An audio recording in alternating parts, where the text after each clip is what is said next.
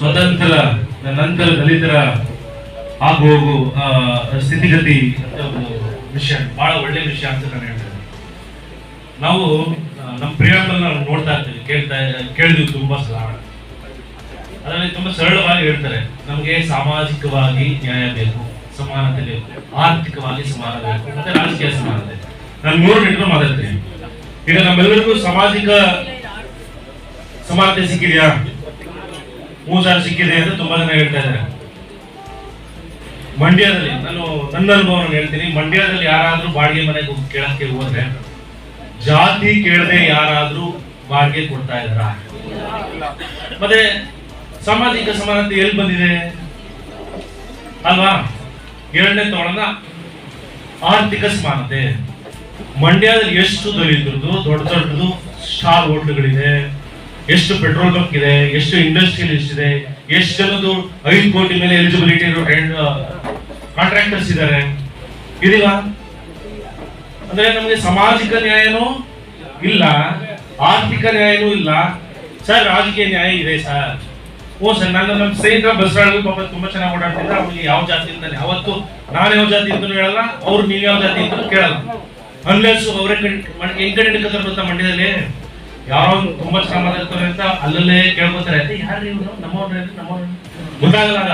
ಆಮೇಲೆ ನಾವು ಹತ್ರ ಕೆಳಗೆ ಇಳಿದಿದೆ, ಸರ್ ಯಾವ್ದು ಸರ್ ನೀವು ಅಂತಾರೆ. ನಾನು ಕಾಳಜಿಯಿಂದ ಏನೋ ನಾನು ಯಾವ್ದು ಕೇಳ್ತಾರೆ ಅಂದ್ರೆ ಕಾಳಜಿಯಿಂದ ಎಲ್ಲಾರು ಜಾತಿ.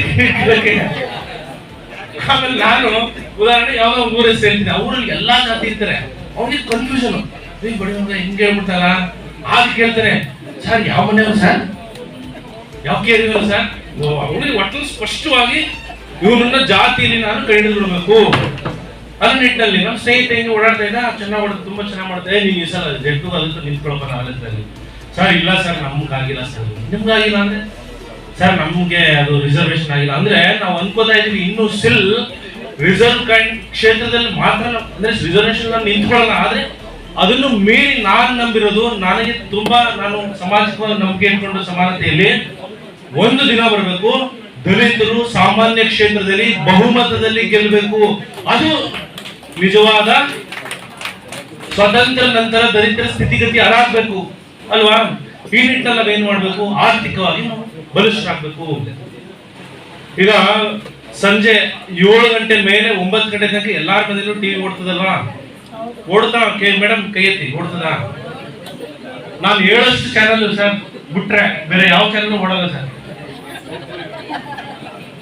ಮಹಿಳೆಯರು ಬೇಜಾರು ಟಿವಿ, ಜಿ ಕನ್ನಡನೋ ಸವರ್ಣ ಯಾವ್ದೋ ಒಂದು ಚಾನಲ್ ಆಯ್ತಾ. ಅದಕ್ಕಿಂತ ಮೀರಿ ಬುದ್ಧಿವಂತರು ಸುಮ್ಮನೆ ಯಾವ ಅದೇ ನೋಡ್ತೀವಿ ಸೀರಿಯಲ್ ಅಂದ್ಬಿಟ್ಟು ಟಿವಿ ಇದು ನ್ಯೂಸ್ ಪಬ್ಲಿಕ್ ಟಿವಿ ಅದು ಯಾವ್ದೋ ಒಂದು 4 ನ್ಯೂಸ್ ಚಾನಲ್. ಅದನ್ನ ಮೀರಿ ಇನ್ನೂ ಬುದ್ಧಿವಂತರು ಸುಮ್ಮನೆ ಯಾವ್ದು ಬೇಡ ನಮ್ಗೆ ಅಂತ ಕ್ರಿಕೆಟ್ ಚಾನಲ್. ಅದನ್ನ ಮೀರಿ ಯಾವ್ದು ಸಿನಿಮಾ ನೋಡ್ತಾರೆ. ಇಷ್ಟು ಚಾನಲ್ ಬಿಟ್ರೆ ಬೇರೆಯವ್ರ ಮನೇಲಿ ಇನ್ಯಾವ್ದಾರ ಚಾನಲ್ ಓಡ್ತದ? ಎಷ್ಟು ಚಾನಲ್ ಮೇಲೆ ಡಿಸ್ಕವರಿ ಸೈನ್ಸ್ ಓಡ್ತಾ ಇದೆ, ಎಷ್ಟು ಚಾನಲ್ ಇಸ್ರೋ ಲೈವ್ ಚಾನಲ್ ಓಡ್ತಾ ಇದೆ ಇವ್ರೆ. ಮತ್ತೆ ನಾವು ಎಲ್ಲಿ ಈಗ ನನಗೆ ಅಪೌಷ್ಟಿಕಾಂಶ ಕಾಡ್ತಾ ಇದೆ. ಡಾಕ್ಟರ್ ಹೇಳ್ತಾರೆ ನಿಮ್ಗೆ ಅಪೌಷ್ಟಿಕಾಂಶ ಇದೆ, ನೀವು ಮೊಟ್ಟೆ ತಿನ್ನಿ, ಮಾಂಸ ತಿನ್ನಿ, ತರಕಾರಿ ತಿನ್ನಿ, ಸೊಪ್ಪು ತಿನ್ನಿ ಅಂತ ಹೇಳ್ತಾರೆ ಅಲ್ವಾ? ಹಂಗೆ ನಮಗೆ ಅಸ್ಪೃಶ್ಯರು ಅಂತ ನನ್ನ ಹಿಂದುಳಿಸ್ಬಿಟ್ಟಿದ್ರು. ನಾವೀಗ ಅವ್ರನ್ನ ಮೇಲ್ ನಿಂತ್ಕೋಬೇಕು ಅಂದ್ರೆ ನಾವು ಜ್ಞಾನವಂತರಾಗಬೇಕು, ಪೌಷ್ಟಿಕಾಂಶ ತಗೋಬೇಕು. ಹೆಂಗೆ? ಅದು ಜಿ ಕನ್ನಡದಲ್ಲಿ ಧಾರಾವಾಹಿ ನೋಡ್ಕೊಂಡ ಇಲ್ಲ ತಾನೆ? ಆ ಕಾರಣಕ್ಕೋಸ್ಕರ ನಾವು ನಿಜವಾಗ್ಲೂ ಸ್ವತಂತ್ರ ನಂತರ ದಲಿತ ಸ್ಥಿತಿಗಿತಿ ಚೆನ್ನಾಗಾಗ್ಬೇಕು ಅಂತಂದ್ರೆ ನಾವು ಜ್ಞಾನವಂತರಾಗಬೇಕು, ಆರ್ಥಿಕವಂತರಾಗಬೇಕು, ರಾಜಕೀಯದ ಸ್ಥಾನಮಾನವನ್ನು ತಗೊಳ್ಳುವಂತಾಗಬೇಕು ಅಲ್ವಾ? ನಾನು ಹುಡುಗರು ಕೇಳ್ತಾ ಇರ್ತೀನಿ, ನೀನ್ ಏನಾಗ್ತೀಯಪ್ಪ ಅಂತ ಕೇಳ್ತಾ ಇರ್ತೀನಿ. ದಲಿತರು ಅಥವಾ ಹುಡುಗ ಎಲ್ಲಾರು ಸರ್ ನಾನು ಡಾಕ್ಟರ್ ಆಗ್ತೀನಿ, ನನ್ ಬಹಳ ಖುಷಿ ಆಗ್ತದೆ. ಈಗ ಸರ್ IAS ಆಗ್ತೀನಿ, SP ಆಗ್ತೀನಿ ಅಂತ ಹೇಳ್ತಾ ಇದ್ದಾರೆ. ಮುಂಚೆ ನಾನು ಟೀಚರ್ ಆಗ್ತೀನಿ, ಪೊಲೀಸ್ ಆಗ್ತೀನಿ ಅಂತಿದ್ರು. Very good. ಆದ್ರೆ ಇದುವರೆಗೂ ನನಗೆ ಯಾರು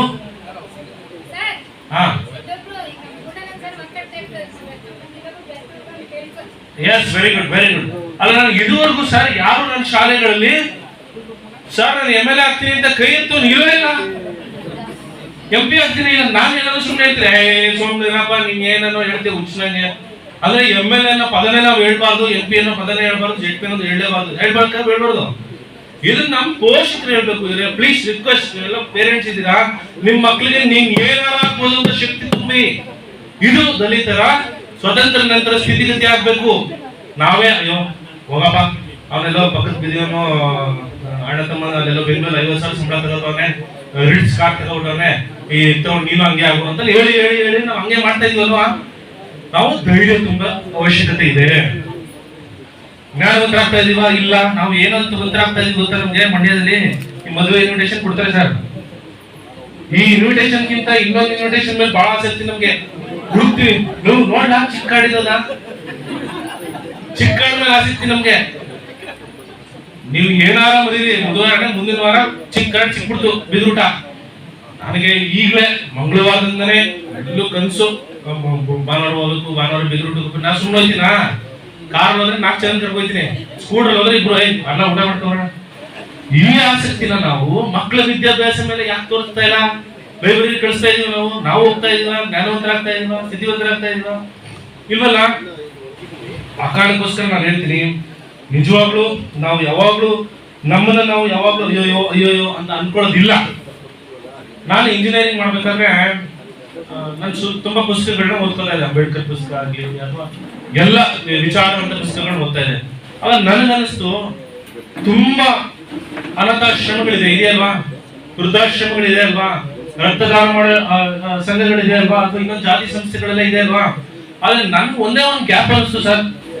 ಅದೇನು ಅಂದ್ರೆ, ನಾವೆಲ್ಲ ಒಂದೇ ಅಂತ ಹೇಳೋ ಸಂಸ್ಥೆಯಲ್ಲಿದೆ ಇಡೀ ಭಾರತದಲ್ಲಿ, ಹೇಳಿ.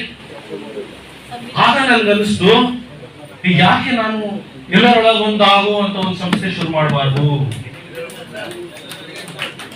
ಆ ಕಾರಣಕ್ಕೋಸ್ಕರ ನನಗೆ ಆಮೇಲೆ ನಮ್ಮ ಮಂಡ್ಯದಲ್ಲಿ ತುಂಬಾ ಅವಶ್ಯಕತೆ ಇತ್ತು. ಯಾಕಂದ್ರೆ ನಾನು ಬರ್ತ್ಬಿಟ್ಟಿದ್ದೀನಿ ಇಲ್ಲಿ ಅಲ್ವಾ? ಆಗ ನನ್ಗನ್ಸಿ, ಎಸ್, ನಾನು ಶುರು ಮಾಡಬೇಕು, ಎಲ್ಲರೊಳಗೊಂದಾಗು. ಇಡೀ ನಾನು ಕೇಳಿರುವ ಪದಗಳಲ್ಲಿ ಶಬ್ದಗಳಲ್ಲಿ ಬಹುದೊಡ್ಡ ಶಬ್ದ ಅದು ಅನ್ನಿಸ್ತು. ಎಲ್ಲರೊಳಗೊಂದಾಗೋದು ಅಷ್ಟು ಸುಲಭ ಅಲ್ಲ ಸರ್ ಮೇಡಮ್, ಬಹಳ ಕಷ್ಟ ಇದೆ. ನಾವು ನಮ್ಮ ಜಾತಿಗಳ ಜೊತೆನೆ ಬೆರೆಯಕ್ಕಾಗಲ್ಲ, ಇನ್ನು ಅನ್ಯ ಜಾತಿ ಜೊತೆ ಬೆರೀತೀವ, ಅನ್ಯ ಧರ್ಮದ ಅಲ್ವಾ? ಕಷ್ಟ ಇದೆ. ಆ ಕಾರಣಕ್ಕೋಸ್ಕರ ನನ್ಗೆ ಸ್ಪಷ್ಟವಾಗಿ ಅನ್ನಿಸ್ತು, ನಾನು ಇಡೀ ಜೀವನ ನಾವೆಲ್ಲರೂ ಒಂದೇ ಅಂತ ಸಾರಬೇಕು, ಅಂತ ಕೆಲಸನ ನಾನು ಮಾಡ್ಬೇಕು ಅನ್ನೋದಕ್ಕೆ ನಾನು ಶುರು ಮಾಡಿದೆ ಎಲ್ಲರೊಳಗೊಂದಾಗೋ ಸಂಸ್ಥೆ. ಆಮೇಲೆ ಕುವೆಂಪು ಹೇಳ್ತಾರೆ ನೋಡಿ, ತುಂಬಾ ಚೆನ್ನಾಗಿ ಹೇಳ್ತಾರೆ, ಪಂಚಮರ ಶಿಶುವೊಂದು ನೀರಿನಲ್ಲಿ ಮುಳುಗುವಾಗ ವಿಪ್ರನೋರ್ವನು ಮೌನವೇನ ಸರಿನಾ ಅಲ್ವಾ? ಈ ಪ್ರಶ್ನೆಗಳು ಎಷ್ಟು ದೊಡ್ಡ ಜಾತಿಯವರು ನಾವು ಕೇಳ್ಕೊಂಡಿದೀವಿ. ಆ ನಿಟ್ಟಿನಲ್ಲಿ ನಾನು ಹೇಳ್ತಾ ಇದ್ದೀನಿ, ಸ್ವತಂತ್ರ ನಂತರದ ದಲಿತರ ಸ್ಥಿತಿ ಬಹಳ ಕ್ರಮೇಣವಾಗಿ ಚೆನ್ನಾಗಾಗ್ತಾ ಇದೆ. ನನಗೆ ಒಂದು ದಿನ ನಿಜವಾಗ್ಲೂ ನನಗೆ ಆಶಯ ಇದೆ, ಹೌದು ಏನೇನೋ ಆಗ್ತಾ ಇದೆ, ಜಾತಿದು ತುಂಬಾ ಆಗ್ತದೆ, ಇನ್ನೊಂದ್ ಸ್ವಲ್ಪ ದಿನ ಜಾತಿ ಎಲ್ಲೇ ಕಂಡುಬಿಡ್ತೀವಿ ಗೊತ್ತಾ ಸರ್? ಈ ಫಿಲಮ್ದು ಸ್ಟಾರ್ಗಳಿಗೂ ಜಾತಿ ಶುರು ಆಗ್ತಾ ಇದೆ ಈಗ. ನಮ್ ಜಾತಿ ಅನ್ಕೊಂಡ ಓಡ್ಬೇಕು ಪಿಕ್ಚರು. ರಾಜ್ಕುಮಾರ್ ಅವ್ರನ್ನ ಜಾತಿ ನೋಡಿ ಪಿಕ್ಚರ್ ನೋಡಿದ್ರು. ಹಂಸಲೇಖ ಪ್ರೇಮಲೋಕ ಹಾಡ್ ಕೇಳಿದ್ವಿ, ತುಂಬಾ ಖುಷಿ ಪಟ್ಟು ಸಂತೋಷವಾಗಿ ಕೇಳಿದ್ವಿ ಎಲ್ಲರೂ ಅಲ್ವಾ? ಆಮೇಲೆ ಅವ್ರು ಏನೋ ಅಂಬೇಡ್ಕರ್ ಬಗ್ಗೆ ಮಾತಾಡಿದ ತಕ್ಷಣ ಒಂದೇ ಸಲ ರಿಜೆಕ್ಟ್. ಅವ್ರ ಪ್ರೇಮಲೋಕ ಹಾಡ್ ಕೇಳಿ ನೀವು ಸಂಸಾರದಲ್ಲಿ ಚೆನ್ನಾಗಿರ್ಲಿಲ್ಲ ಸರ್. ಪ್ರೇಮಲೋಕದಿಂದ ಬಂದ ಅನ್ಕೊಂಡು ಏನು ನಾಳದಿನ ಕೇಳಿದ ಅವತ್ತಿನ ಗೊತ್ತಾಗಿಲ್ವಾ? ಗೊತ್ತಾದ ತಕ್ಷಣ ಒಂದೇ ಸಲ ರಿಜೆಕ್ಟ್ ಮಾಡ್ತೀವಿ ನಾವು. ಆ ಕಾರಣಕ್ಕೋಸ್ಕರ ನಾವೆಲ್ಲರೂ ಜಾತಿಯನ್ನು ಮೀರಿ ಮತ್ತೆ ನಮ್ಮ ಜ್ಞಾನವನ್ನು ಮತ್ತೆ ನಾವು ಎಲ್ಲಾ ಸ್ಥಾನಮಾನವನ್ನು ನಾವು ಪಡ್ಕೊಳ್ಳೇಬೇಕಾಗಿದೆ. ದೇವನೂರು ಮಹಾದೇವರು ಒಂದ್ ಕಡೆ ಹೇಳ್ತಾರೆ, ನಾವು ಬಂಡೆಗಳ ಮೇಲೆ ಚಿಗುರು ಹೊಡಿಬೇಕಾಗಿದೆ. ಆ ಒಂದು ಕಾಲಘಟ್ಟದಲ್ಲಿ ಇದೀವಿ ನಾವು ಅಲ್ವಾ? ಆ ಕಾಲಘಟ್ಟದಲ್ಲಿ ನಾವು ಇರಬೇಕು. ಆಮೇಲೆ ನಾವು ತಂತ್ರಜ್ಞಾನವನ್ನು ಚೆನ್ನಾಗಿ ಬೆಳೆಸ್ಕೊಳ್ಳೋಣ. ಆಮೇಲೆ ನಮ್ದು ಇನ್ನೂ ಅಭಿವೃದ್ಧಿ ರಾಷ್ಟ್ರ ಆಗಿಲ್ಲ, we are still developing country. ಏನಕ್ಕೆ ಅಂತ ಸರ್ವೆ ಬಂತು ಸರ್, ಈ ಸರ್ ಇಂಡಿಪೆಂಡೆನ್ಸ್ ಡೇ ನಾನು ಮಾತಾಡ್ತಾ ಇದೆ. ಅದರಲ್ಲಿ ನಾವು ಭಾರತದಲ್ಲಿ 112 ಕೋಟಿ ಮೊಬೈಲ್ ಇದೆ, 112 crores ಮೊಬೈಲ್ ಇದೆ. ಅಷ್ಟು ಮೊಬೈಲ್ ಅಲ್ಲಿ 90% ನಾವು ಮೊಬೈಲ್ ಏನಕ್ಕೆ ಬೆಳೆಸ್ತಾ ಇದ್ದೀವಿ ಗೊತ್ತಾ ಸರ್? ಚಿನ್ನಡಿ ಸರ್, 90% ನಾವು ಮೊಬೈಲ್ ಬೆಳೆಸ್ತಾ ಇರೋದು ಏನಕ್ಕಂತ ಗೊತ್ತಾ? ಗೂಗಲ್ ನ ಬೆಸ್ಟ್ ಪಾನಿಪುರಿ ಸೆಂಟರ್ ಹುಡ್ಕಕ್ಕೆ, ಬೆಸ್ಟ್ ಬಿರಿಯಾನಿ ಸೆಂಟರ್ ಹುಡ್ಕಕ್ಕೆ, ಚಪ್ಪಲಿ ತಗೊಳಕ್ಕೆ, ಬಟ್ಟೆ ತಗೊಳಕ್ಕೆ, ಇದಕ್ಕೆ ನಾವು ಮೊಬೈಲ್ ಬಳಸ್ತಾ ಇದೀವಿ ಅಲ್ವಾ? ತಂತ್ರಜ್ಞಾನವನ್ನು ನಾವು ಸರಿಯಾಗಿ ಬಳಸ್ಕೊಳ್ಳೋಣ. ಇವತ್ತಿನ ಸ್ಥಿತಿಗತಿ, ಟೆಕ್ನಾಲಜಿ, ಸೈನ್ಸ್, ಆಮೇಲೆ ನಾಲೆಡ್ಜ್ ಎಲ್ಲವನ್ನೂ ನಾವು ಪಡ್ಕೊಳ್ಳೋಣ. ನಾನು ಬಹಳ ಗಟ್ಟಿ ಧ್ವನಿಯಿಂದ ಹೇಳ್ತೀನಿ, ಸ್ವತಂತ್ರ ನಂತರ ದಲಿತರ ಸ್ಥಿತಿ ಬಹಳ ಮುನ್ನಡೆದು ಸಮಾನ ಸ್ಥಿತಿಗೆ ತಲುಪುತ್ತೆ. ಈ ನಿಟ್ಟಿನಲ್ಲಿ ನಾನು ಕೆಲಸ ಮಾಡ್ತೀನಿ, ನೀವು ಕೆಲಸ ಮಾಡ್ತೀನಿ. ಎಲ್ಲರಿಗೂ ನಮಸ್ಕಾರ.